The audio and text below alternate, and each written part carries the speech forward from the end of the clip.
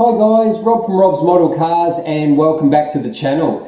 Now today we're back with another model review and this is the brand new GT Spirit Lamborghini Murcielago RGT. Now as it says on the box, GT Spirit Special, this model was actually in collaboration with Kyosho. I believe Kyosho made all of these models. This one's just branded GT Spirit because it's featured in the Japanese J-Lock livery. The Kyosho version is just the matte black version. I was always a fan of the J-Lock livery on this racing car. I was actually going to build a custom model of this particular car, but this model came out and it saved me building my own version. So it comes in a cardboard box, GT Spirit. As mentioned, it has the special markings on it. It has some graphics on it as well. A little bit different. Usually GT Spirit boxes are just plain white or just plain red and white. So yeah, if we open this box up, the model does come in a foam shell to protect it. We'll get this out.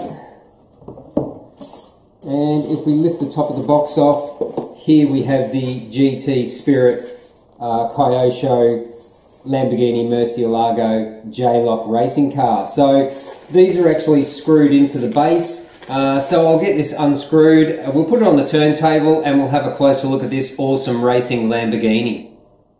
Okay, so here we have the stunning Lamborghini Murcielago RGT.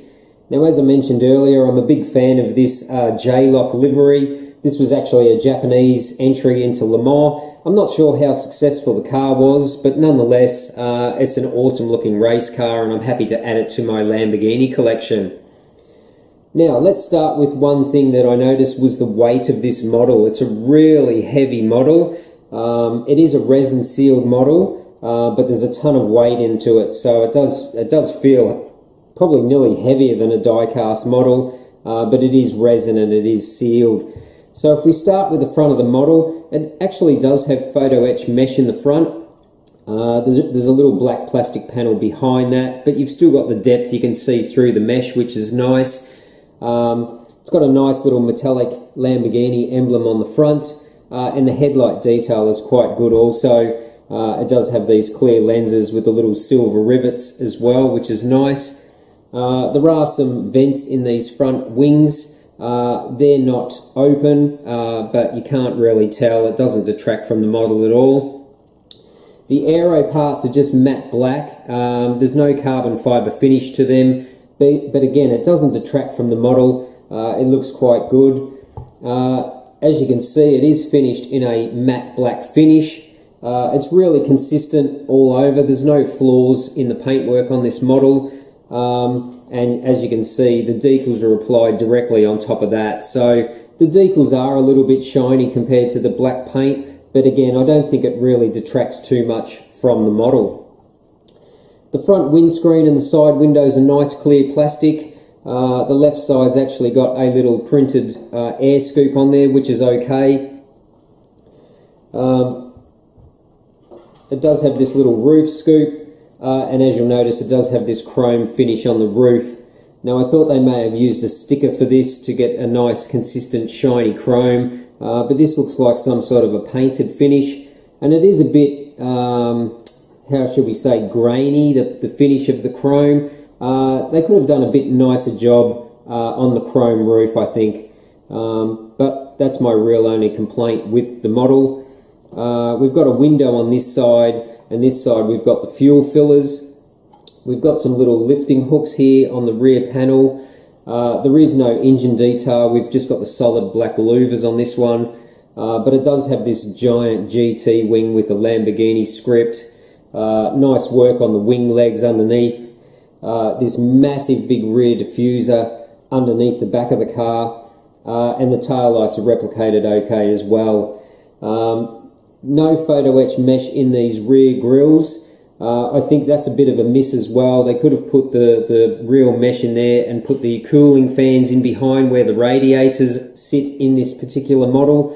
So yeah, that's a little bit of a letdown that there's mesh in the front, but solid plastic grills in the rear. So I guess it comes down to price point with these models. I think I paid just over 200 Australian dollars for this model. Of course, the higher end models, you do get photo etch mesh everywhere. So overall, it looks pretty good, the model. You've got the two big black exhaust tips in there as well. Nice little metal tow hook here also. So overall, I think the model presents pretty well for this sort of lower end model that I collect. Now they've done a good job on the wheels. I think the detail's quite good there. There's no writing on the tyres, but the tyres are okay, and they've also done a really good job on the brake discs and the brake rotors also, front and rear. So overall the car does look like a serious race car.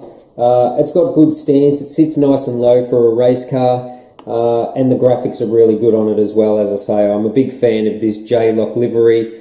Something different, and it's nice to add another Murcielago to the collection. So the bottom of the model just features the Kyosho and the type of model that it is. It's pretty much just a plain black bottom on the model. And as I mentioned, there's no access to the motor or visual signs of any engine in there. Even if you look through the slats, you can't really see anything in there. There's probably nothing in there, to be honest. And the rest of it is the interior. Now, as I've mentioned before, it's always hard to show you guys the interior detail when it's all black, and it's the same case here.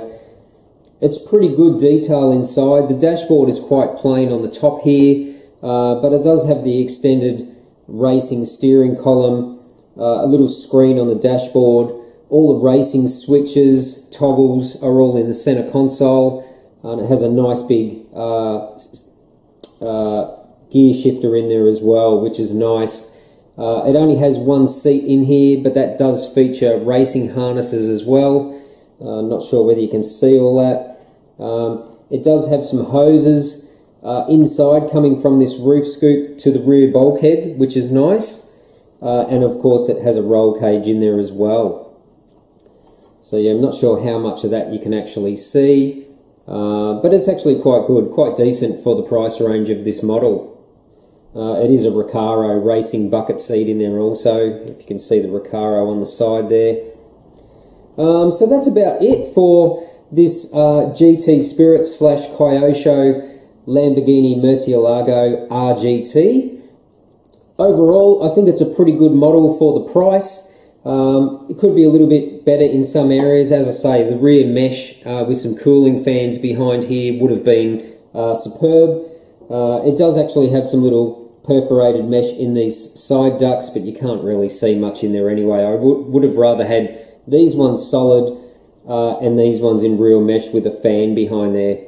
But nonetheless, these are made to a price, so I think overall the build quality is very good. There doesn't seem to be any flaws on this model, and I'm really happy to add it to the Lamborghini collection.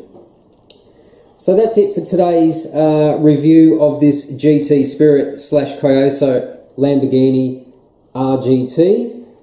If you haven't subscribed to the channel already, please do. Don't forget to smash that like button. It really helps the channel.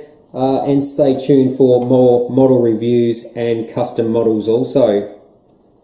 So until next time, stay tuned to Rob's Model Cars. We've got plenty more cars on the way. Some I bought on eBay, some from BBR and some from MR.